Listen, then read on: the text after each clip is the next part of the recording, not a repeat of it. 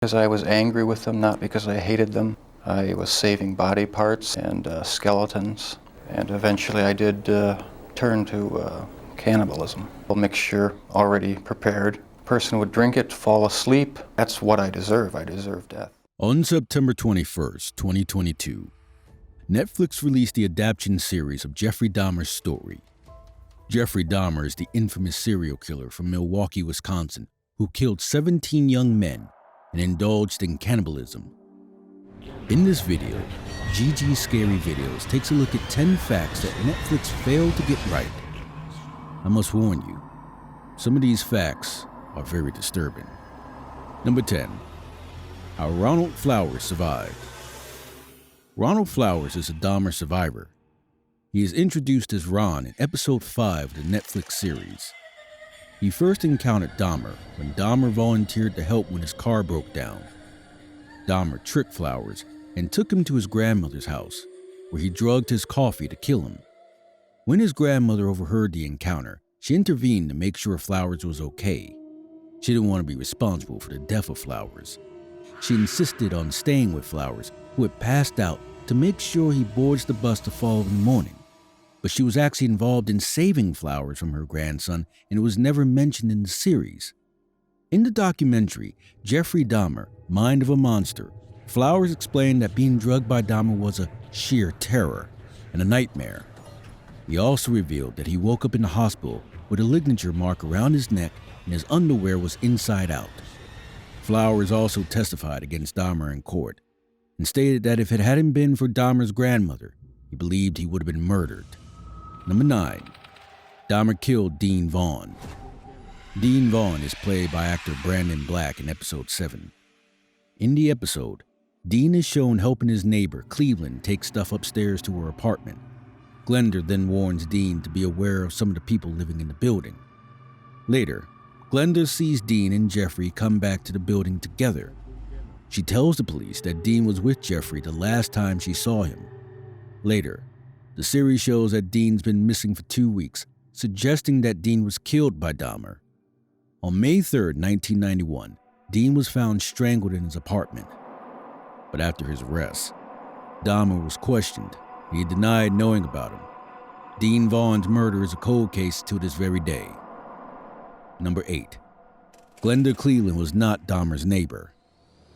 In the Netflix series, Niecy Nash plays the role of Glenda Cleveland. In the series, she mostly engages with Dahmer to complain about the smell and the noise coming from his apartment to her vent. But, in reality, Glenda Cleveland was not Dahmer's neighbor. She didn't even live in the same building, but the neighboring building. The character shown in the series is probably a blend of Cleveland and Pamela Bass, the neighbor who lived next door to Dahmer. However, Cleveland was suspicious of Dahmer because of the awful smell and the noise that came from his apartment. She also tried multiple times to alert local police and the FBI when her niece, Nicole Childress, and her daughter, Sandra Smith, told her about the boy they tried to help. Number 7. Dahmer did not wear glasses during his trial. The majority of the scenes are recreated truthfully, but there are some incidents in which Netflix spin dramatically. One such incident that was altered was when Jeffrey Dahmer was put on trial for the murders near the end of the series. In the series, Dahmer always wore his glasses, but in reality, Dahmer did not wear them throughout the majority of the trial. This slight inaccuracy might not seem like a big deal, but it was quite important for the adaptation of the series, because it shows that he was unwilling to face his crimes. His motivation was that he didn't want to look the jury or the victims' families in the face, because he didn't feel accountable to anybody. In an interview with Inside Edition, Dahmer said, "I felt uncomfortable looking anyone in the face. I didn't want to see anyone's face clearly. It helped me disassociate myself from what was happening." Number 6. Dahmer did not drink bags of blood. Dahmer, who murdered and dismembered 16 men and boys in Milwaukee, Wisconsin, is also known as the Milwaukee Cannibal and the Milwaukee Monster. Dahmer was ruled to be legally sane during his trial, despite having been diagnosed with borderline personality disorder, schizotypical personality disorder, and a psychotic disorder. Dahmer was also involved in necrophilia, the sexual act with a corpse, and cannibalism, the act of eating another human. In episode 4 of the series, Dahmer takes a job as a paleobotanist at the Milwaukee Blood Plasma Center, where he steals and brings bags of blood to his home. He then drinks blood from them, but according to police reports, much of it is not true. Dahmer reportedly tries to swallow a vial of blood on the plasma center's roof, but ends up spitting it out. Number 5. No Officers of the Year citation. When Sandra Smith and Nicole Childress saw injured 14-year-old Conrad Sinto-Somphone after escaping Dahmer's apartment, Childress called 911, and John Balzeric and Joseph T. Gabrich responded, along with an ambulance. Ambulance personnel thought the boy needed treatment, but was sent away by the officers. Sinto-Somphone was unable to say anything to the police due to his drugged and brain-injured state, and when Dahmer returned, he convinced police that the boy was his 19-year-old lover and he was allowed to take the boy back to his apartment. Smith recognized the boy from the neighborhood and reiterated her concern, but was told to shut the hell up by the officers. Years later, after Dahmer was arrested, an audio tape of Balzeric and Gabrich making homophobic remarks to their dispatcher and cracking jokes about having reunited the lovers had surfaced and caused heavy criticism. They were fired immediately. However, after an appeal, both the officers were reinstated in 1994. In episode 9 of the Netflix series, officers John Balzeric and Joseph Gabrich received an Officer of the Year award, but that never happened in real life. Number 4. Things Dahmer did to his victims before killing them. During an interview with Inside Edition, Dahmer confirmed that he showed his victims the Exorcist 3 movie. He also said, "I felt so hopelessly evil and perverted that I actually derived a sort of pleasure from watching that tape."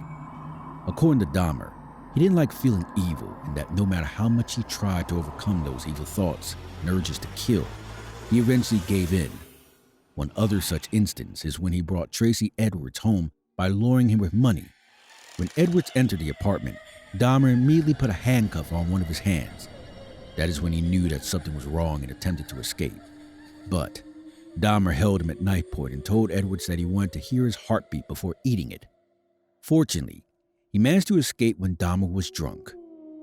Number 3. Dahmer's real neighbor. Pamela Bass is the actual woman who lived next door to Dahmer. She was relatively fond of him and didn't have many suspicions about what he was doing. She was not included in the Netflix limited edition series, but was replaced by Glenda Cleveland, who was not even a resident of Oxford Apartments. After Dahmer's arrest, Bass even went on the record to explain that Dahmer was friendly and sharing. She even confirmed that he had fed her sandwiches. But once the brutal nature of Dahmer's crimes were confirmed and made public, Bass expressed her fear that the sandwiches may have contained human flesh, which she ate. In the Jeffrey Dahmer Files movie, she said, "I have probably eaten someone's body parts." Number 2. The police found human remains in every utensil in Dahmer's apartment.